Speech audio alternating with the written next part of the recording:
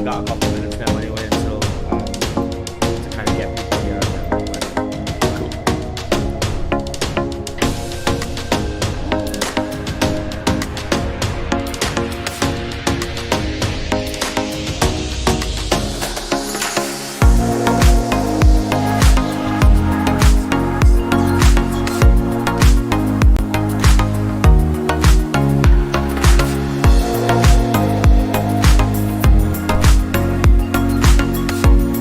Then yeah, so just pretty much kind of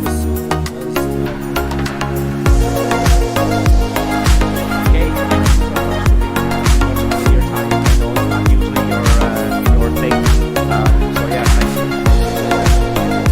Hey, as long as you guys don't mind hearing children in the background. Ain't got an issue. I don't have an issue with that, so.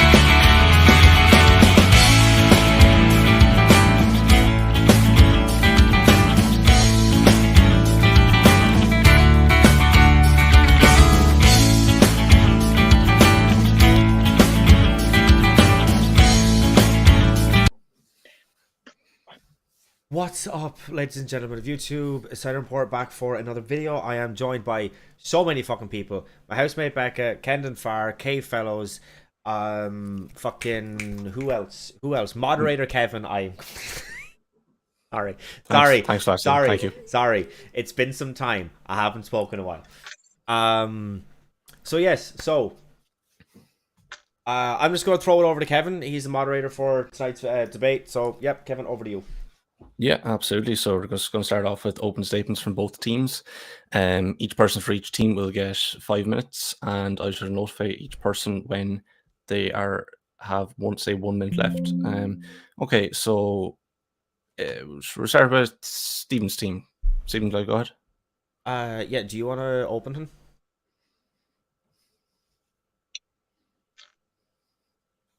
For keeping it legal. So, just to define again, we're talking about abortion, yeah or nay? Abortion, yeah or nay, basically. Yes. Yay for abortion. I just that can't. Yes or no? Financial, physical, emotional. Some people dare to push on them. I think with a lot of people, but my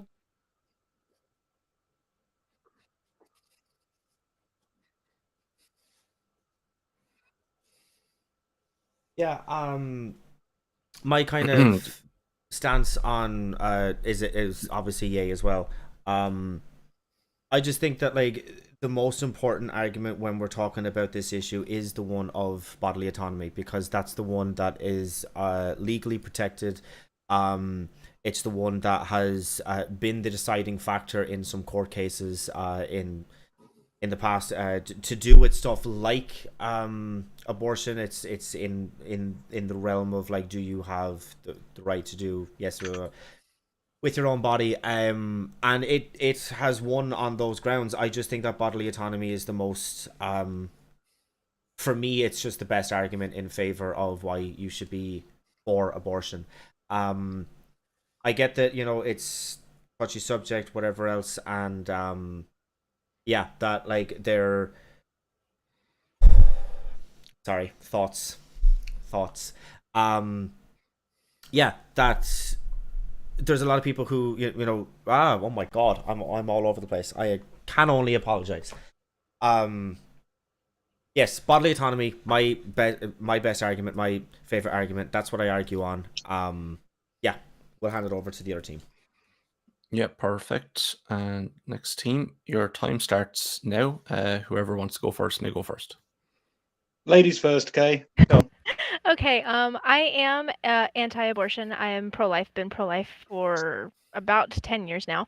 And I understand that abortion is an incredibly very complex topic. I argue from the stance of, while pregnancy is incredibly complex and there is a lot of nuance to the conversation, at the end of the day, pregnancy involves two equally valid, equally valuable human beings that are equally deserving of protection. And in any and all situations, the way that we should approach it is to try to protect and preserve both lives until it is no longer we're no longer medically able to do so. I think that we should be trying to protect and preserve the life of the unborn human, they did not ask to be put in this situation any more than the pregnant person asked to be put in a situation of unplanned pregnancy. It is an unfortunate situation whenever that pregnancy is not something that is wanted, but we should be coming from the angle of seeing these human beings as equally valuable and equally valid and equally deserving of the legal protection of the right to life. And if, in the situations where it is no longer, you can't medically protect both lives, obviously we do need to preserve the life of the pregnant person, simply because without that pregnant person, the fetus doesn't survive either, and we have to weigh which human has the better chances of the better outcome in those situations. And those are unfortunate situations, but overwhelmingly in regards to elective abortions that take place and make up 99% of the abortion statistic, I think that the goal should be to preserve life until we can no longer medically do so. Yeah, that's perfect, Kay. Kendon, your time starts now. Hello, my name's Kendon Farr. I am TikTok famous, which is what, Stephen? Worst kind of famous. Thank you, Stephen. Love you. Right, okay. So yes, I am very much on the side of Kay in this. I regard that abortion on demand is legal infanticide. I have believed this since I was 22, and I've only recently started being vocal about it in my 30s. I believe that it is nothing more than the destruction of human life that has no say in the matter. I believe that all arguments pro-abortion are economic rather than moral. It involves a dereliction of parental duty, because you are responsible for creating this life, therefore you have a duty of care towards it. I find that the my body, my choice argument, the bodily autonomy argument, only really applies in this context. It has nothing to do with anything else to do with the woman's body. I'm not outlawing, I would not outlaw abortions in the case if they are medically necessary. I'm not a complete nutter on this. If the pregnancy is going to kill the mother, then of course abortion is the lesser of two evils. However, I still regard abortion on demand as an evil, and think that the killing of unborn children is reprehensible. As a neat summary, I pass my time over the rest of the time over to the moderator. Absolutely perfect. Thanks very much, everybody, for your open statements. Okay, so we're going to move to 40 minutes of open dialogue and discussion, after which we'll have some brief closing statements from everybody at the end. Just keep it on topic, and you won't have to hear from me until the end, when I'll let you know when you have 5 minutes left. Burst on there, lads. Okay, so first I would be absolutely remiss, Kendon, if I didn't extend a thank you for mentioning my name on Vosh's live stream last night. That was fucking very unexpected. But anyhow, it's tradition at this point. I mean, at this point, I'm really kind of interested into what you meant by pro-abortion arguments are economic rather than moral. I'm very interested in what you meant by that. Well, at the risk of leaping on Becca, who I've only met today, and she seems nice. Hello, Becca. How are you? She mentioned the fact that there's some parents aren't able to afford raising a child, and obviously raising a child is expensive. I forget what the number is. In the UK, at least, it floats between £500,000 to £1 million over 18 years to raise a child adequately. Not even particularly well.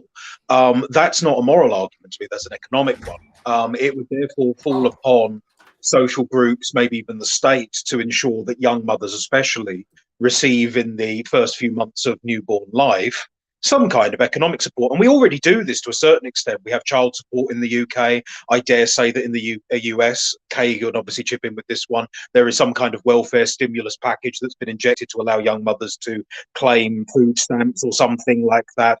But yeah, the fact that parents aren't able to afford a child is not a reason to kill it. That's my argument. It's also my belief that if you know that you are broke, or that you simply can't afford a child, you can afford other things, but not the life of a child, that you should really think about what you're doing when you're getting up to mischief in the bedroom.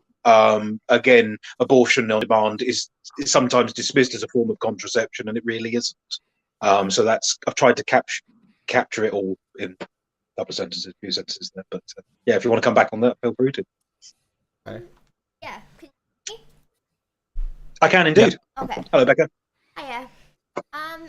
See, while I do understand where you're coming from, I'm kind of coming from the perspective of that. I don't know when this study was done, and I don't know exact statistics, but a study was done on abortion, and a large majority were people who were married, had a family already, were financially at that point in time, and didn't. For example, if you're looking at it, yes, you could say it is a very economic argument. Sorry, but for a lot of people, it is a case of they have, say, 2 children, and they cannot afford to properly raise enough. They maybe not safe, but an environment where they can actually get what they need and have access to, say, medical care. Say when braces are needed, you might be able to get cares, but 3 might just be that extra push, and you would end up in turn neglecting that 3rd child in that scenario. And I don't think it's very fair to bring a child into that.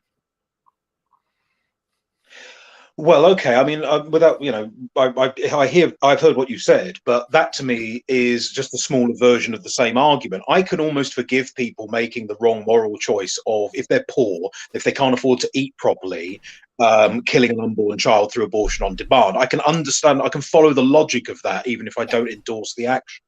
If you're middle class and you already have like a couple of kids, you've got a house, you've got a car, you've got a job and all the rest of it, my argument would be, first of all, economise on your luxuries, because I guarantee they're putting money away on stuff they don't need. Or there would have to be some kind of social safety net of some kind to make sure that even in those cases where it's a 3rd child of 3, there is some kind of economic support. But again, to me, it's just a smaller version of the same problem, higher up the socioeconomic tree. So I'm not too confident that that would be a solid counter argument for me. Yeah. If other people want to disagree with that, feel free to chip in. But I mean, I'm not sure. Yeah, it's just a difference of degree at that. Well, here's my issue with this argument. It's not simply that it's based on, what Kendon said, it's an economical argument rather than a moral argument. My issue here is that I don't know if you guys see this over in the UK and in Ireland, but here in the US, what we saw is, and we're still actively seeing this, 50 years post having nationwide legal abortions here, is that we have corporatism here, and we have on record these big time CEOs going on record stating that they heavily rely on abortion to keep their profit margins where they need them to be. So what we've actually done is, instead of our society learning to adapt so that women no longer feel the need to have abortions, and the overwhelming amount of abortions here in the United States happen under some level of what we call socioeconomic coercion. They don't feel like they can afford a child. They don't feel like they have the support they need in order to have either one child or another child. And so what we have is an entire society that runs on relying heavily on women getting abortions, even if it would not be their first choice to do so. CEOs going on the record saying, well, I don't need to pay my female employees we don't need paid maternity leave, we don't need universal health care because we have abortion. And what we've seen is almost 50 years of our society using abortion as a band-aid solution and an excuse to not address these underlying issues that are driving women to get abortions in the first place. Moderator, may I piggyback on what Kay has just said? Is that all right? Is that okay with the other team? Open discussion. Yeah. So the problem with the United States, and this is where I get into a lot of trouble with my Republican viewers on TikTok, is that I don't believe that the market is always the answer. Capitalism is not a moral philosophy. It's perfectly amoral. It's just an economic mechanism.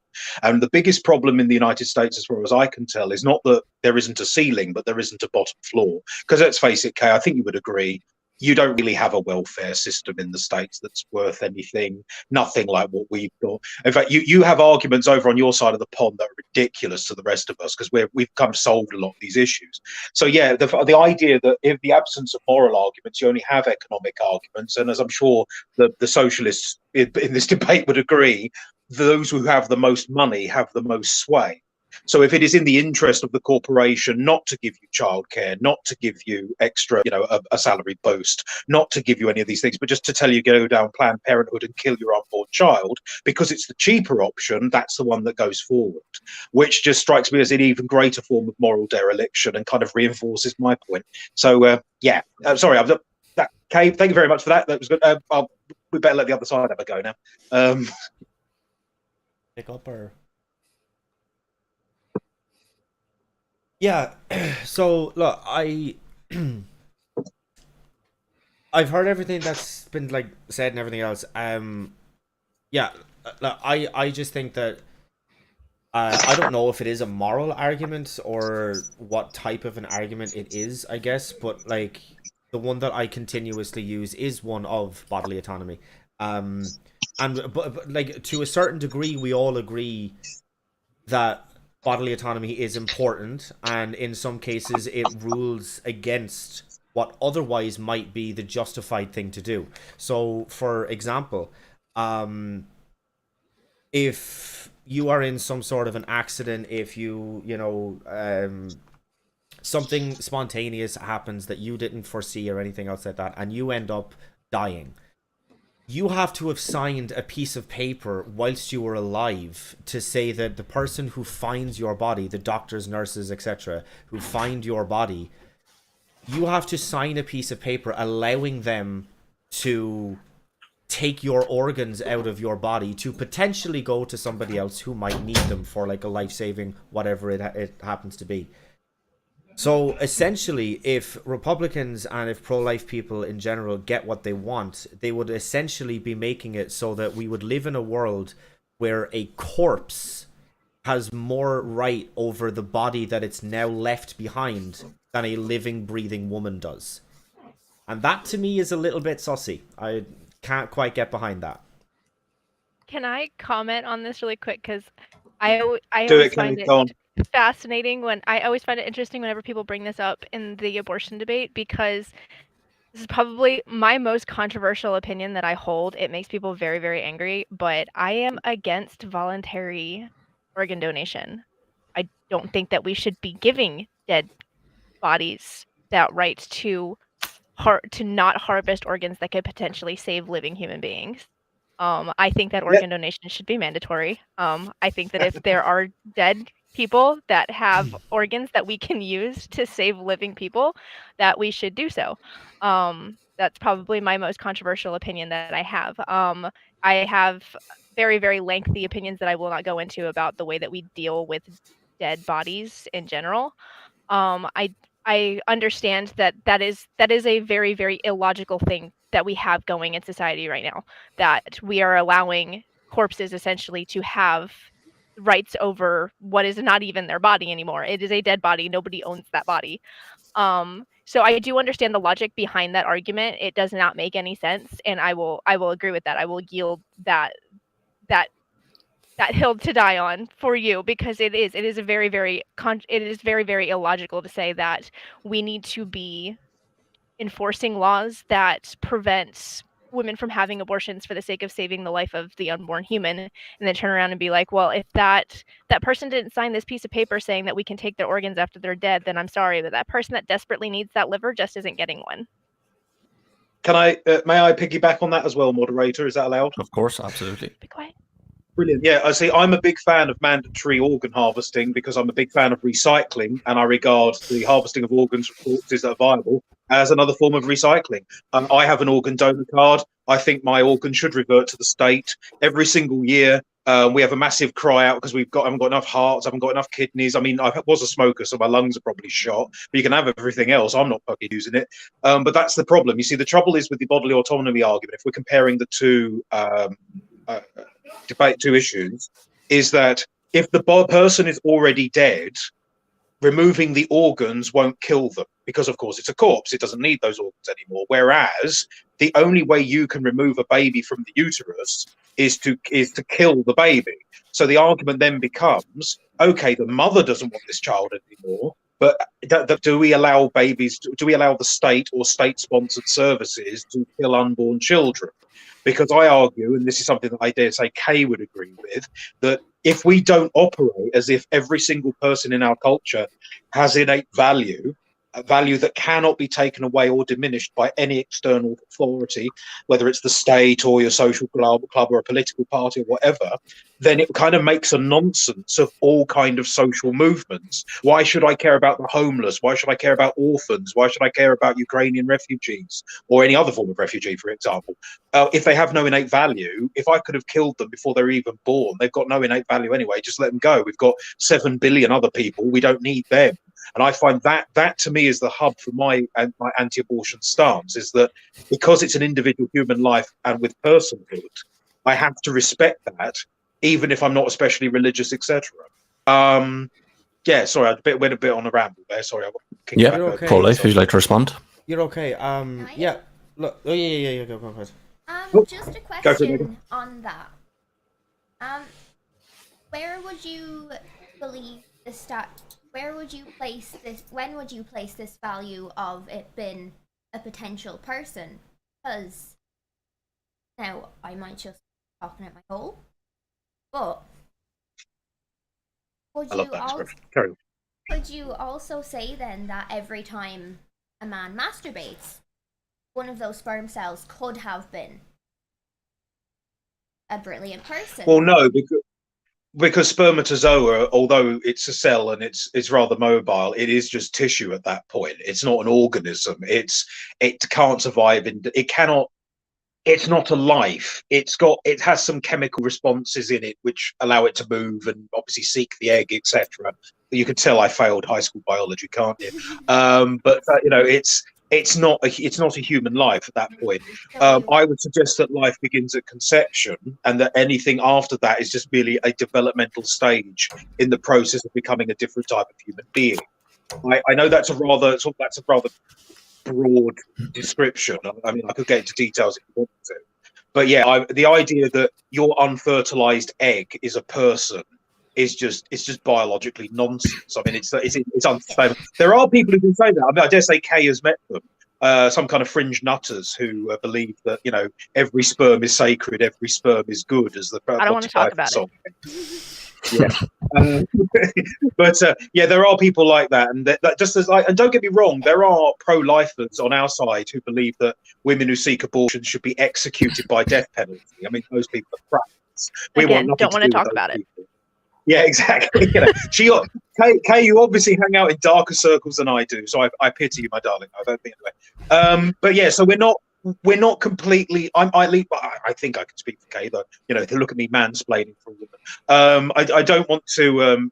I think we are reasonable on this, but we do take it, once it's conceived, it's a person in growing. Let's leave that there. Yeah. Something else on an earlier point Do it. Talking about body autonomy, and not even necessarily take out the argument of dead corpses, and let's put it into the situation of I am 3 months pregnant. I get diagnosed with stage 2 cancer. As soon as I am pregnant, they can then stop all treatment. Sorry, forgive me for interrupting. What kind of cancer? Sorry. Well, pretty much any cancer, like Okay, any cancer at stage 2. But because I am now pregnant, they cannot give me treatment because it could harm the unborn life.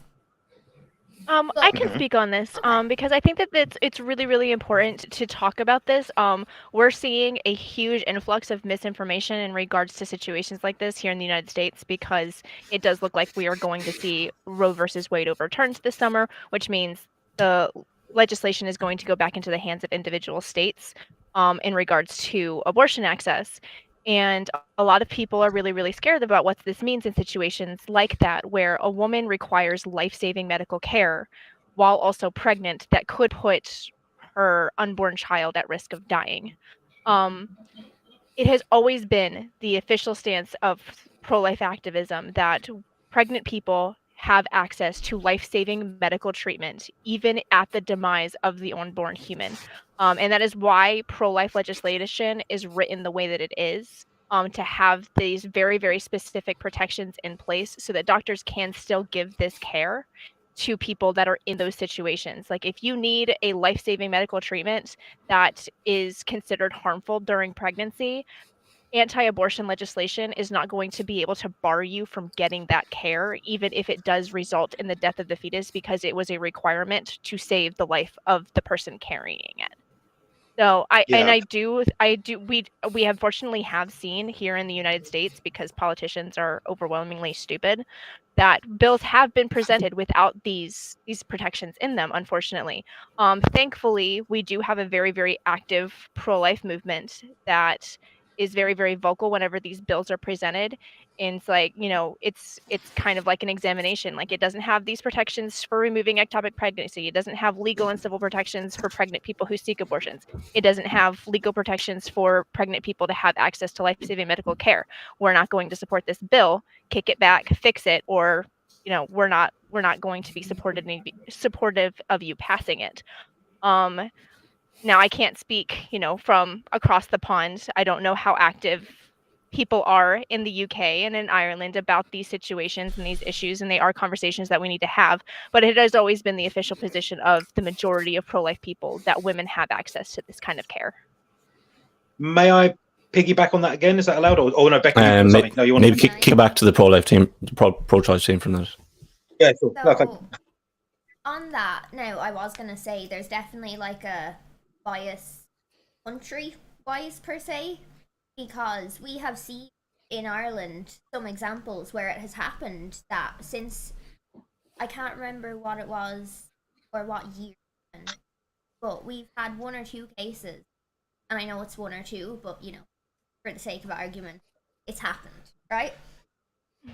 We've had a case where a woman went in, she was hemorrhaging, the baby was about to die, and they refused to remove or terminate the baby, even at the stage it was at, because there was the possibility, even though that was considered life-saving surgery or life-saving medical care, they still were denied that. We've had people denied access to a lot of things because of pregnancy. Kendon, you want to jump in?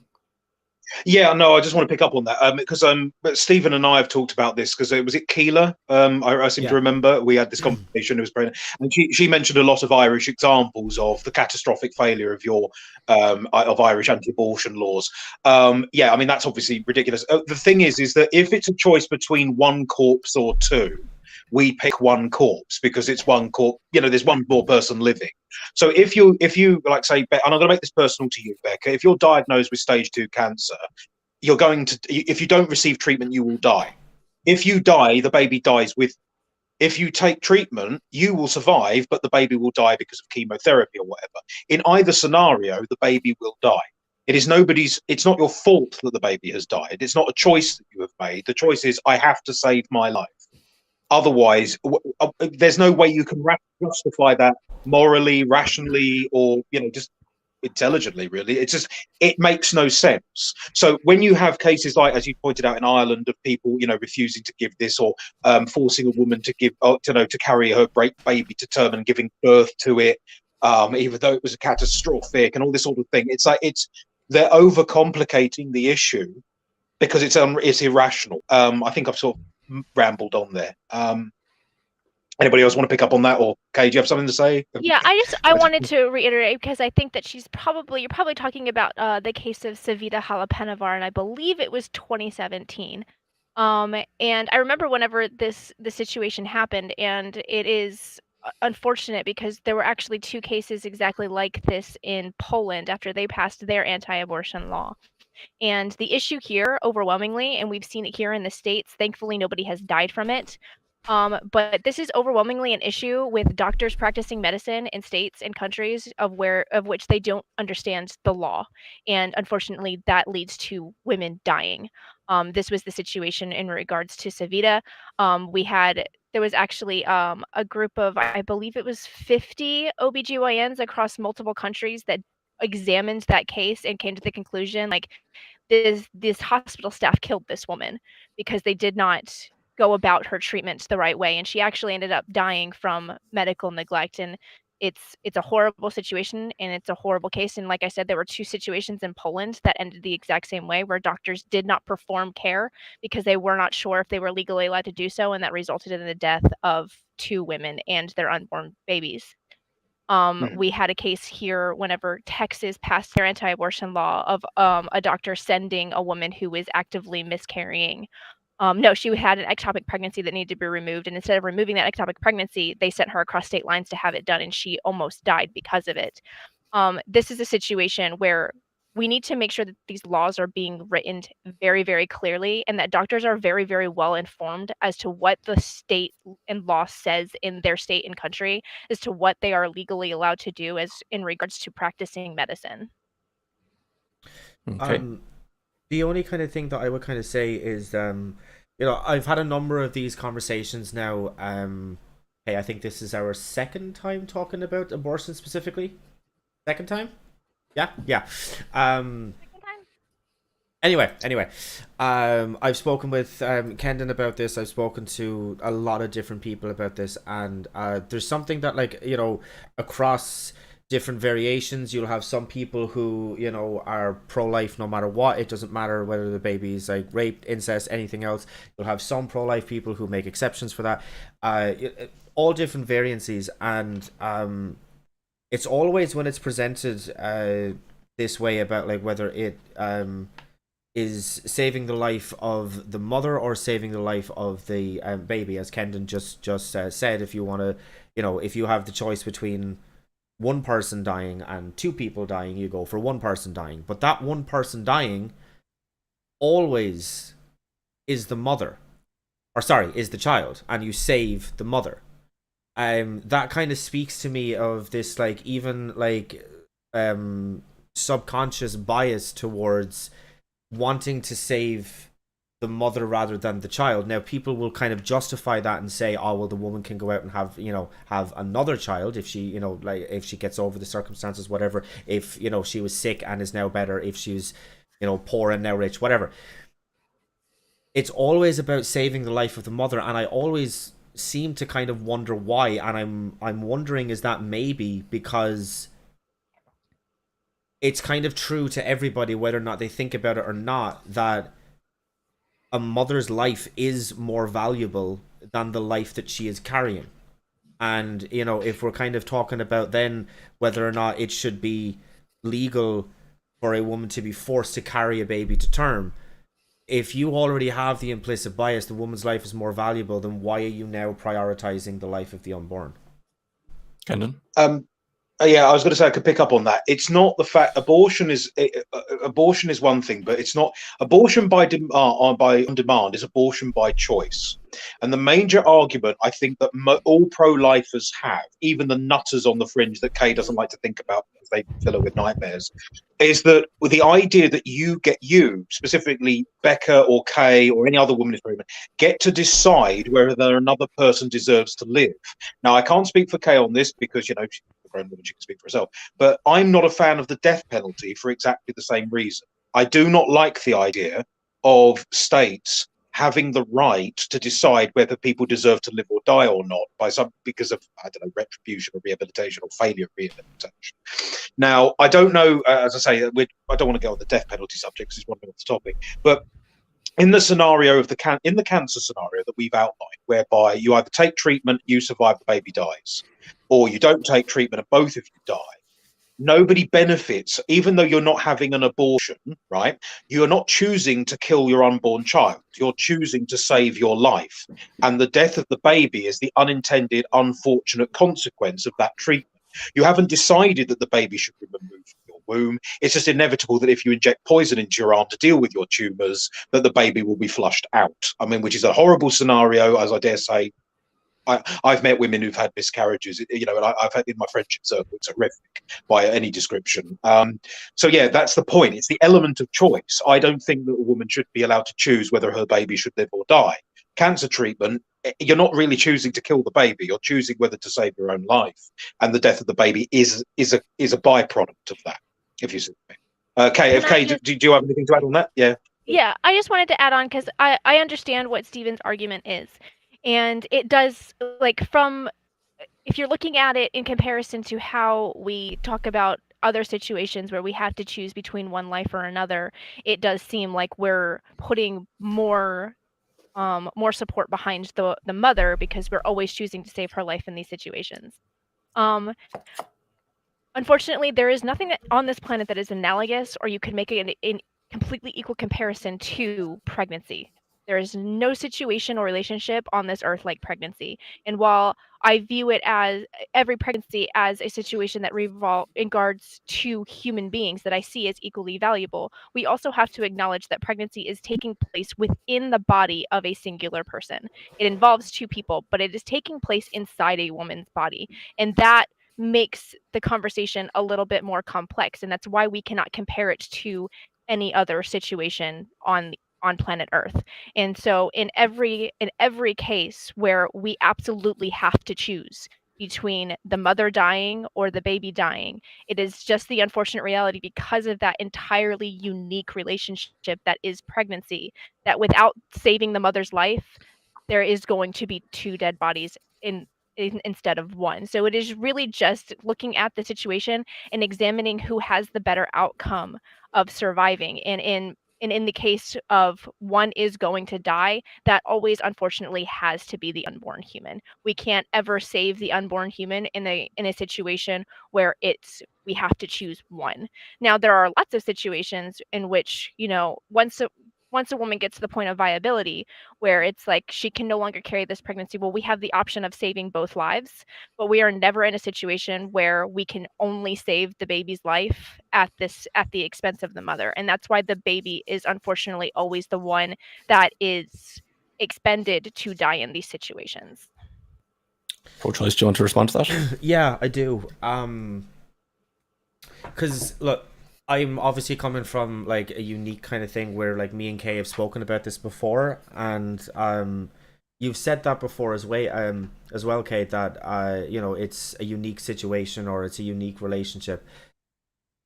I just don't really kind of see why that's relevant or important, because if you were to talk to somebody, like if you were to like go back in time and speak to somebody 50 years ago, this situation right now is very unique, right? The fact that me and Kay are in completely different countries, completely different time zones, and are speaking in real time, in real time, can see and hear each other. That's a unique situation. That's a unique relationship. I just don't really kind of see why it's important, like in the kind of terms of like, downplaying or kind of casting doubt on the bodily autonomy arguments when it comes to arguments such as the violinist, which I've brought up on many previous debates. Why that is not, in the same time, in the same kind of level of uniqueness or the same type of relationship, same type of situation as a pregnant mother with a, it's like, okay, it's not, you're not directly linked in the exact same way in the violinist argument, but I just don't really see why that's on like a lower level, and the situation of being pregnant is so, I just don't know why you kind of value that way. If you could explain it to me. Go ahead, Kendon.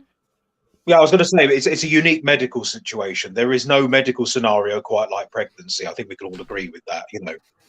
While a cancer patient, to use Becca's example, is growing a life inside her, you wouldn't dare call the tumor a kind of, it's like he's not going to become a person, live independently of the host. It's something that Christopher Hitchens once said. He actually felt sorry for ladies who have cancer because it's almost like a cruel parody of pregnancy. But yeah, that's what it's meant by the intimate relationship. Because of course, I mean, as I dare say, Becca and Kay will confirm, because there are three of us on this chat who have no idea about this. Pregnancy isn't exactly fun, but it is the only way that we can make people, and therefore the thing that's growing in your belly is a person. It is a unique combination of genetic components that has never existed before in the entire space-time continuum and will never exist again. It will have a unique impact on the society that it interacts with on any level. It doesn't have to become Elon Musk or Donald Trump or anybody like that. You know, it will have a unique impact on the world. And when it dies, and it will inevitably die, as we all must, we will never see it again. So to that extent, that life is unique, and the relationship between mother and child is unique. Because, as I dare say, because Kay, I don't know how many kids you have, but each of your children is different, and your relation. Oh, you've got two. Good luck with that. You've got two. But yeah, so you know, each pregnancy is different, and your relationship with each child is different. So in that sense, it is unique. Yeah. So that there you go. That I'll build up on that. There you go. I get what you're saying, but I mean, like, in terms of the violinist argument, and just because, like, I've kind of seen, like, some confused faces literally on the screen, it's where you're hooked up to a body, and that connection between you and the person on the operating table who's passed out, whatever, is dependent on you staying plugged in to them via. It's complicated, but we all get the thing. I don't think I know what you're referring to. I think it was on Philosophy Tube. Yeah. What I was going to say was the violinist in that argument is also everything that you just described, Kendon. They are like a unique person made up of two unique cells. They have never existed before, and they will never exist again. So why is it that the specific relationship between mother and child is valued above sort of that same that same criteria, just a little bit further on developed? Why is it more? Because the physical and biological bond between mother and child will inevitably end with an independent human being walking around doing its own thing, and hopefully, if all is good, if all is right with the world, surviving its mother. The problem with the violinist argument, as used on Philosophy Tube, which is where I heard of this, is that the implication is that you're going to be tied to the violinist forever and ever and ever and ever. So basically, what you're doing is you're trapping two people in a kind of medical prison where the violinist can't do without your blood or your kidneys or whatever it is, and you are not free to live your life. And the trouble is that because it's basically a personhood argument, really. Because I know that the baby growing inside the woman's belly will eventually leave the abdomen, leave the uterus, grow up, and eventually leave the family home and lead a life of its own. I have to respect that journey, and I dare say Kay does as well, although he step forward and say if she doesn't. The problem with the violinist argument is that eventually you could make an argument for having two people hooked up temporarily while you look for a more long-term viable solution for both parties. That might be an argument, but the idea that pregnancies do eventually end with a natural birth, one would hope. So it's the idea that that woman, the mother isn't going to be strapped to this thing forever. Eventually, this person's going to leave. So yeah, it's a flawed analogy, if I may be bold. Okay, I hadn't heard specifically that they were hooked to them forever and ever. But I mean, like, even if it was for 9 months, which is the time it takes to carry a baby to term, I still wouldn't be I would still be pretty pissed off if the Irish government made it so that I have to be tied to another human being for 9 months. Sorry to jump in, folks. 5 minutes left, everybody. Yeah, I would be pretty annoyed if it was made mandatory that I have to be tied to another human being. And I don't care who they are. They could be my brother, my sister, my auntie, my son, daughter, niece, nephew, whoever. Or it could be a complete stranger. I'd feel the exact same way about it. I don't want to be tied to any human being against my will. If it's something that I wanted to do, if it's something like if a doctor came to me and said, in order to save my son's life, I have to be hooked to a machine for him for 9 months. Yeah, I'll fucking do it because, that would be my choice. But I don't feel like I should be forced to. Can I just hop in here really, really quick? Yeah, because the violinist argument is a very, very famous pro-choice argument. We've been having conversations around this analogy for God even knows how long, way before I became a pro-life activist, I'm sure. There are a number of issues that I have with this analogy, and this kind of goes back to what I was saying about how, there is nothing on this earth that we can actually 100% compare pregnancy to. And this is why analogies, whenever we're discussing abortion, don't really work very well, because in the situation in regards to the violinist, you wake up and you are hooked up to this famous violinist Is it morally ethical, or should it be illegal for you to unhook from that person that you did not give consent to hooking yourself to? This implies that there was a process to the hooking up. You were, knocked unconscious, you were drugged, and then you wake up and you are plugged into somebody that you did not give your consent to being hooked up to. This isn't how pregnancy happens. In any case, other than the very, very small portion of the abortion rate that happens due to rape and incest, there was a level of entering into the situation knowingly. Now, if you were to say, to make this more analogous to pregnancy, you would have to say, I got an invitation to go to a dinner party. And in that invitation, it said that at the end of the night, a name is going to be drawn out of a hat. And, all of our names are going to be put into this hat. And at the end of the day, at the end of the evening, after dinner and dessert, a name is going to be drawn out of a hat. And if your name is picked out of this hat, you have to be hooked up to this famous violinist for 9 months while he recovers, and so he can go on about his life. Now, if you willingly and knowingly engage and go into that dinner party knowing that there is a risk of your name being drawn and you being hooked up to this violinist, outside of the situation, outside of it being rape or incest, this is how the situation happens. There is a level of knowingly engaging, knowing the risks of the outcome of going into this particular dinner party or going into this specific activity. It wasn't that women are waking up randomly one day and realizing that they were pregnant of absolutely no accord of their own. Now, I will argue that it is still an issue of her not wanting to be pregnant, but I take issue with the violinist argument specifically for the fact that I do not see it as being analogous to pregnancy.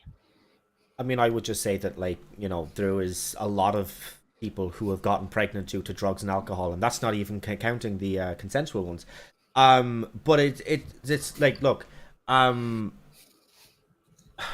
yeah, like, Just over 1 minute left, guys. Yeah, sorry, if you want to take over for a sec, then yeah. If you have nothing to add. No, I do. All right. Yeah.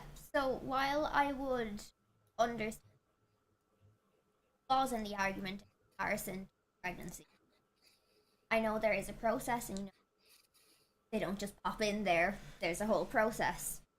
However, if I would argue that if I have made the choice, I'm on birth control, I used a condom and the condom broke. I have taken every measure possible, bar not having sex, which I don't have sex. But let's be realistic, teens aren't going to do that. Younger people don't do that.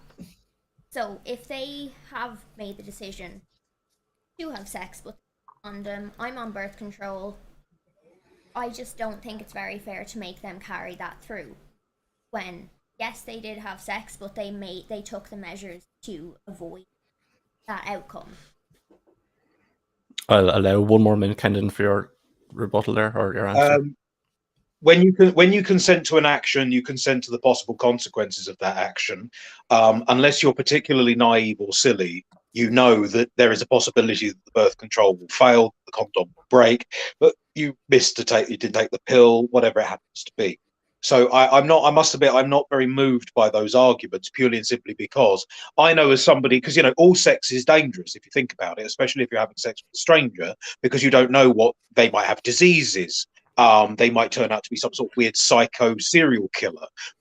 You might end up pregnant, if you're a woman. These are things that you have to consent to. You can't simply say, well, I don't agree to the consequence of my action, therefore I shouldn't have to put up with it. It's like, well, you knew that this was a possibility, and the trouble is that avoiding this responsibility, avoiding this consequence, would kill another human being. So that would be my counter argument to that. Perfect. Thanks all. And that'll be the end of the open discussion. So now everybody on both teams will have 2 minutes just for closing arguments. I suppose we'll go to the pro-life choice just to wrap it up first this time, just to flip it around. Kendon, Kay, who wants to go first? Kay. Please go All right, first. I'll go first. Not really much left to say. Understand that discussing abortion is an incredibly complex topic.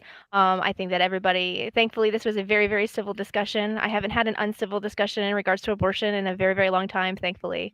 I think that it is important to have civil conversations, to continue to have dialogue, because, what's going on here in the United States is we're seeing a rollback with access to abortion, and it's going to continue to be rolled back in the coming months and years. It's important that we can continue to have dialogue so that we can hear the concerns of pro-choice people, and that we can hear the fears that people have so that they can be properly addressed. And I think that we're doing a really, really good job of that so far.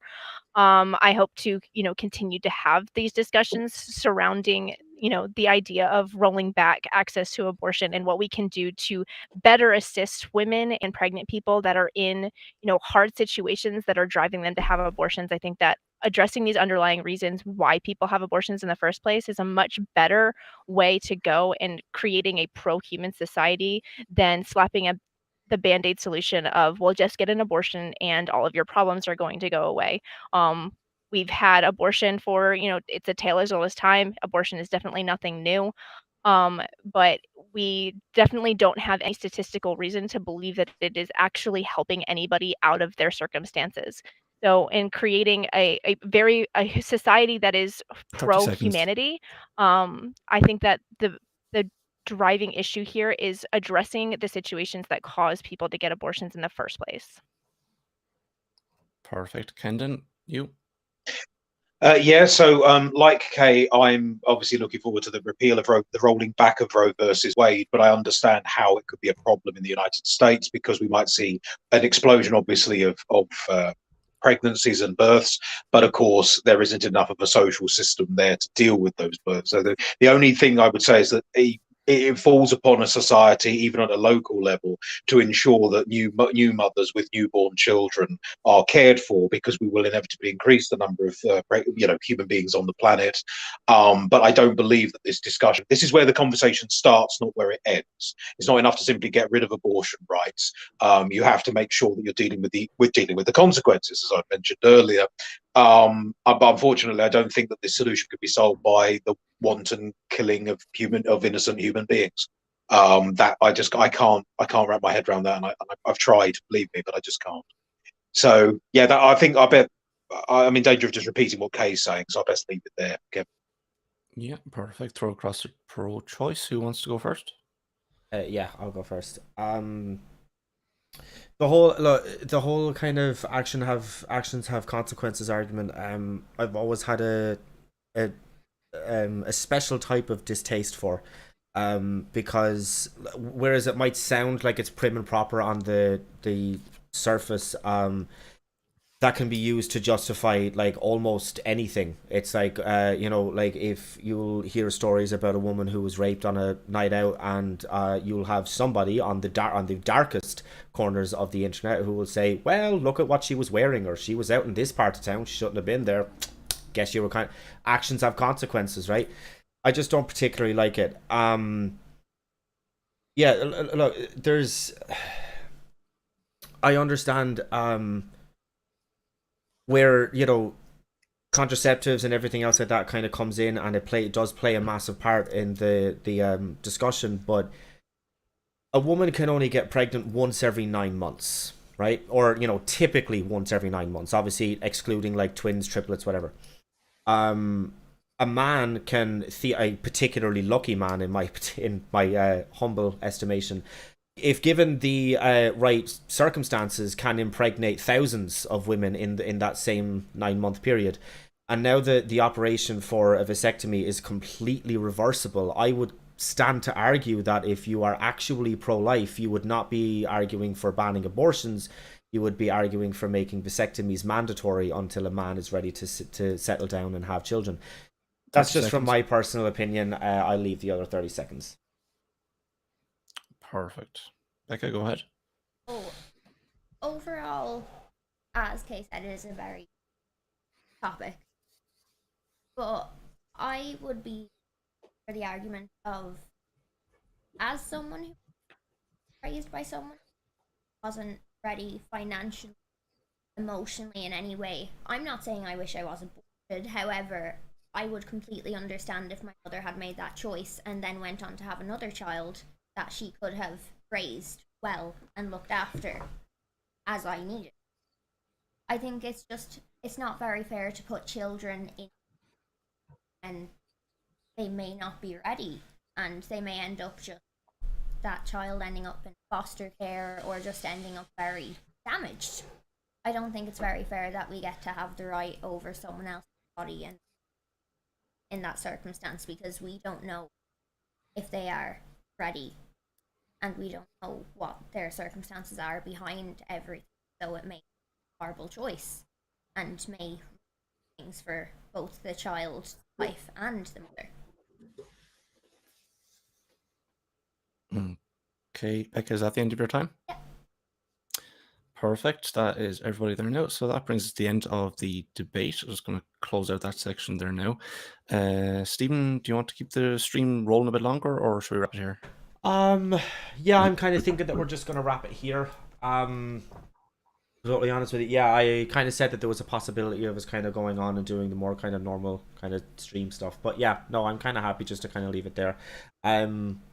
Yeah, so yeah, thank you to everybody who is here, who has turned up, who has participated. Thank you to Kevin for moderating. Thank you to everyone in the live chat. Do all that YouTube abolics, like, subscribe, comment, do all that. Yeah, and we shall see you in the next one. Bye.